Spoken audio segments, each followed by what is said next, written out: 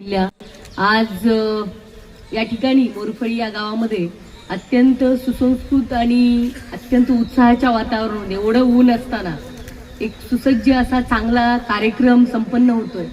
आपल्या सर्वांचं दैवत पुण्यश्लोक अहिल्यादेवी होळकर यांची जयंतीचं औचित्य साधून सामाजिक अभिसरण, सामाजिक वाटचाल करण्यासाठी आता जो कार्यक्रम घेतला, तरुणींचा सत्कार, तरुणांचा सत्कार, चांगलं काम करणाऱ्या लोकांना प्रोत्साहन, खरं तर हीच या कार्यक्रमाचा या जयंतीचा गाभा असला पाहिजे. आणि या कार्यक्रमाच्या निमित्ताने आज इथं उपस्थित होताना मला आनंद वाटतोय. त्या कार्यक्रमासाठी उपस्थित असलेले आदरणीय नेते आणि आमचे मार्गदर्शक आदरणीय महादेव तथा निर्मळजी, आदरणीय एक चांगले ऑफिसर ज्यांना मी 2-3 वर्षापासून ओळखते, आणि सर माझी मैत्रीण आहे अमृता काळदाते, ती तुमचं नेहमी नाव घेते की खूप चांगलं काम सरांचं आहे. असे आमचे बंधू आणि एक चांगले ऑफिसर ज्यांचं ऍडमिनिस्ट्रेशन खमक आहे, आदरणीय वाघमोडे सर. तुम्हाला त्यांनी सांगितलं नसेल पण मी तुम्हाला सांगते, राज्याचे पोलीस महासंचालक सन्माननीय सदानंद दाते साहेब यांनी यांचा कामाचा कॉग्निझन्स घेऊन यांना फोन केला होता, बरोबर ना सर? आणि ही खूप मोठी गोष्ट आहे. राज्याचे पोलीस महासंचालक एखाद्या पीआयला एपीआयला फोन करतात म्हणजे त्या माणसाचं कर्तृत्व, त्यांचं मेरिट, त्यांचं सिस्टीम, त्यांचं ऍडमिनिस्ट्रेशन किती उत्तम असेल याचा हा मला उदाहरण वाटतं सर. मला मगाशी अभिमान वाटला की सरांनी तुम्हाला कॉल केला. आणि जेव्हा केव्हा मुंबईत असताना मी माननीय डीजी सरांची परत भेट घेईन तेव्हा मी जरूर सांगेन की ते सगळ्यांना सांगत होते गावामध्ये की एक चांगलं आणि एक ऑनेस्टली काम केलेलं, प्रामाणिकपणाने काम केल्याची पावती कधी ना कधी तुम्हाला मिळत असते. एखाद्या गावचा ओढा तो ओढा न राहता नदीला मिळाल्यानंतर तो समुद्राला मिळतो, पण त्याची नैतिकता चांगली असली पाहिजे आणि तुमची आहे असं मला वाटतं. त्या ठिकाणी उपस्थित असलेले सर्व सरपंच आणि ज्यांच्यामुळे हा कार्यक्रम अतिशय उत्साहामध्ये संपन्न होतोय, या कार्यक्रमाचे आयोजक अतिशय दिलदार स्वभावाचा माणूस माझे बंधू महादेव भाऊ गडदे यांचं मी अभिनंदन करेन की तिसऱ्यांदा आम्ही तुमच्या कार्यक्रमाला येतोय. आणि तुम्हाला खरं सांगते ते इथे शांत वाटतात. मला फोनवर चक्क असं म्हणता, ताई तुम्ही जर कार्यक्रमाला आला नाही तर बघा मग. म्हणजे तुम्हाला सांगते हक्कानं आपल्या बहिणीला ते सांगतात. आणि दरवर्षी प्रत्येक वर्षी ते त्यांच्या मिसेस वहिनी, इव्हन कधी कधी काकू पण फोनवर मला बोलतात की सक्षणाताई तुम्ही या आणि तुम्ही यायलाच पाहिजे. म्हणजे एवढं प्रेमापोटी ते म्हणतात की माझ्या गावात या. आणि मी सुद्धा येते, कारण या ठिकाणी जो कार्यक्रम होतोय, सूत्रसंचालन करणारे सर तुम्ही खूप अभ्यासू आहात, खूप छान मांडणी करता, त्यामुळे मला आज काय वाटलं नाही, आज तुमचंच ऐकावं वाटलं. खूप छान बोलता तुम्ही की या गावामध्ये मला यावं वाटतं. महिला एवढा वेळ देतात, एवढं ऊन असताना. काकू केव्हापासून पहिल्या नंबरवर बसलेले आहेत, जराच हल्ले नाही. तुम्हीच काकू, तुम्हालाच म्हणते मी, छान बसलात तुम्ही, एवढं तुमचा इंटरेस्ट आहे या कार्यक्रमामध्ये. तरुण मंडळी, तरुण मुली, माझे बांधव, आजोबा लोक एवढं उन्हातानात बसलेले सगळे ऐकतायत हा कार्यक्रम. आता आमचे बंधू गोयकर साहेबांनी जे सांगितलं, अनिल दादांतर माझा खूप चांगला परिचय आहे. लातूरमध्ये त्यांचं खूप चांगलं सामाजिक काम आहे. कुठल्याही महिला मुलीवर अन्याय होत असेल तर ते एसपींना जाऊन भेटणं, मला वाटतं सोमय मुंडे सर होते तेव्हा तुम्हीच तो इनिशिएटिव्ह घेतलेला. त्यामुळे माझे बंधू गोयकर दादा असतील, आपण सर्वांनी या कार्यक्रमाला आलात आणि अतिशय विस्तृत अशी पुण्यश्लोक अहिल्यादेवी होळकर यांच्या कार्यकर्तृत्वाची मांडणी केली. कर्तृत्व, नेतृत्व आणि दातृत्व याचा संगम म्हणजे काय, तर पुण्यश्लोक अहिल्यादेवी होळकर यांचं नाव येतं असं मला असं वाटतं. आपल्याला फक्त आपल्या गावात कामगिरी करायची झाली तर 1760 गोष्टी असतात, शेजारी पाजारीच भांडायला उठतात. तुम्ही मगाशी सर बरोबर म्हणलात की राजकारण नको वाटायलंय. तात्या खरंच आहे, चांगल्याची आई वनवासात असते असं मी ग्रामीण भागात ऐकलेलं आहे. ते खरं आहे, चांगल्याची आई वनवासात असते. नांदणारीला पळ आणि पळणारीला नांद असं म्हणणाराही समाज झालेला आहे. म्हणजे सामाजिक वातावरण तसं झालेलं आहे. चांगल्या लोकांना त्रास असतो. कधीही कैकेयीला कधी वनवासात पाठवलं जाणार नाही, रामाला वनवासात पाठवायची व्यवस्था करत असते. जमतच नाही, पाहवतच नाही. तुम्ही नैतिकतेने काम करा, चांगलं वागा, खरं बोला. तुम्हाला त्रासच आहे म्हणून काय सोडायचं का? अजिबात नाही. या बाबतीत मी शेतकरी वर्गाला सलाम करते. दुष्काळ येऊ किंवा सुकाळ येऊ, तुम्ही तुमची जमीन नांगरायला घेता, सोडत नाही, त्यात पाळी घालता. नांगर तुम्ही तिथं नांगरणी करता. त्यामुळे आम्ही हा राजकारणाचा अट्टास सोडणार नाही, कारण आम्हाला समाजकारण करायचं. ठीक आहे, एखादं दसकट येत असतं म्हणून काय झालं, उसाबरोबर तण वाढतच ना. तसं आयुष्यामध्ये राजकारण करत असताना, समाजकारण करत असताना काटे कुठे येत असतात, त्याला उपटून काढून, जसं काँग्रेस उपटून काढतो ना आपण, तसं ती दसकट उपटून काढू. भलेही हाताला थोडेसे खळगे पडतील, थोडासा त्रास होईल, पण ते उपटून काढण्याची ताकद, चुकीला चूक म्हणण्याची ताकद ही आपल्या मनगटात असली पाहिजे. हा विचार पुण्यश्लोक अहिल्यादेवीने आपल्याला दिलेला आहे. आणि आज केवढा सुवर्ण योग आहे.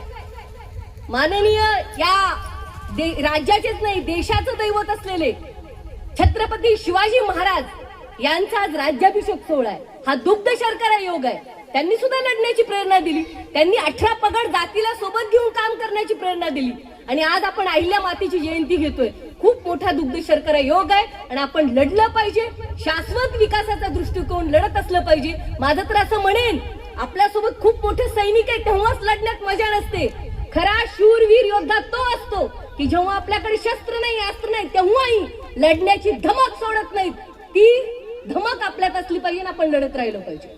मगाशी सर तुम्ही म्हणलात का अनिल दादा म्हणले माहित नाही मला, पण अहिल्यादेवींचं संपूर्ण कुटुंब त्यांच्या समोर स्वर्गवासी होतंय. या जगात नसतंय. मुलगी जाते, जावाई जातोय, स्वतःच्या पतीचं स्वतःच्या डोळ्यासमोर निधन होतंय.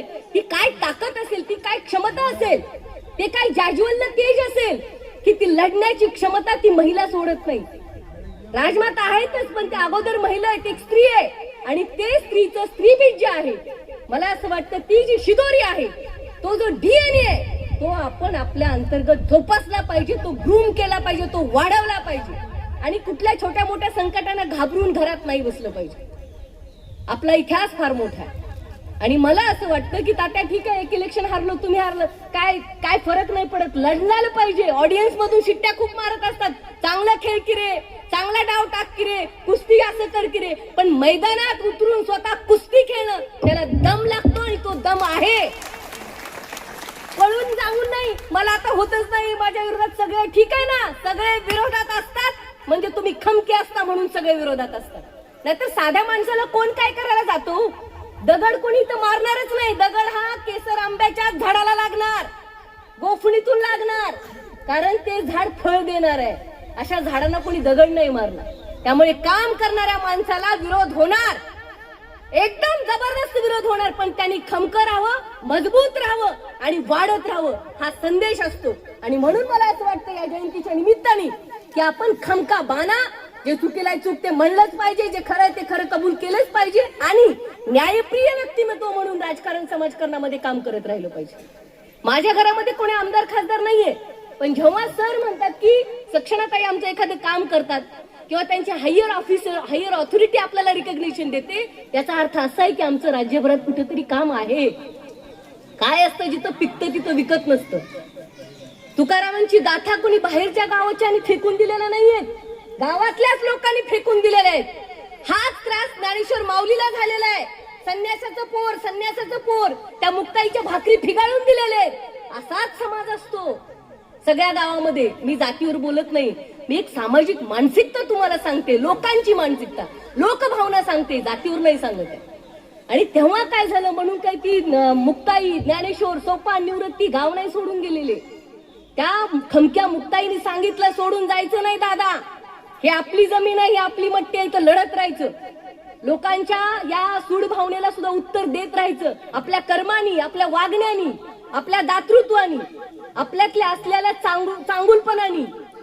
आणि म्हणून मला असं वाटतं की आयुष्यामध्ये दुःख, संकट, पराभव आला म्हणून कुठे पळून जायची गरज नाही.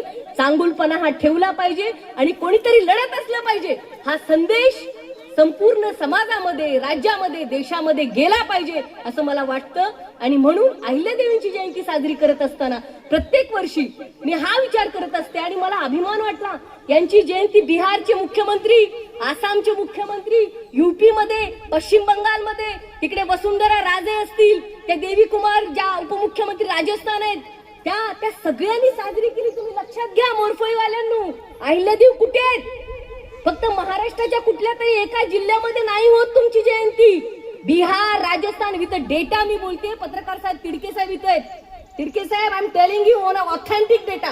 कारण त्या 31 मेच्या सगळ्या टाइम्स ऑफ इंडिया असेल, इंडियन एक्सप्रेस असेल, डेक्कन क्रॉनिकल असेल, हे सगळे वेब पोर्टल्स, वेब पेजेस मी चेक केले आणि मला त्या दिवशी खरंच वाटलं की यार केवढा मोठा वारसा आहे की पश्चिम बंगालला होती, जम्मू काश्मीरला होते, अनंतनाग, जम्मू काश्मीरचं पार्ट ऑफ जम्मू काश्मीर, राजस्थानला होते, केवढं मोठं काम आहे. मध्य प्रदेशला होते, सगळ्या देशभरात होते, अशी एकमेव राणी मला वाटतं अहिल्यादेवी होळकर आहे.